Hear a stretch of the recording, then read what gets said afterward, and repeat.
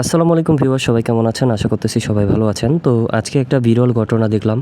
খুবই অল্প বয়সী একটা ছেলে, মাত্র ১০ বছর হবে এরকম একটা বয়সী দেখলাম ভেলপুরি বিক্রি করতেছে, তাও মাত্র ৳৫ করে।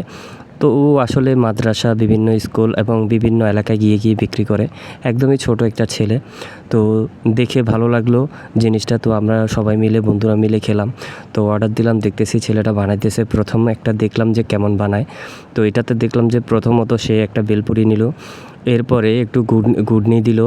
এরপরে জাস্ট সালাদ দিল। সালাদ দেওয়ার পরে এরপরে বিভিন্ন ধরনের এখানে কিছু মশলা ছিল, বিট লবণ, ঝাল, এগুলো দিয়ে তারপরে এই ভেলপুরিটা বানিয়েছে। খেতে কিন্তু মোটামুটি অসাধারণ লেগেছে। আমরা ভালোই খেয়েছি এটা। অনেকগুলো নিয়েছিলাম।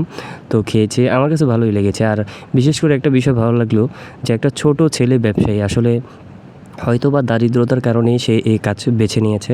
তো অবশ্যই এই ছেলেটার জন্য দোয়া রইল। আশা করতেছি সে ভবিষ্যতে ভালো কিছুই করবে।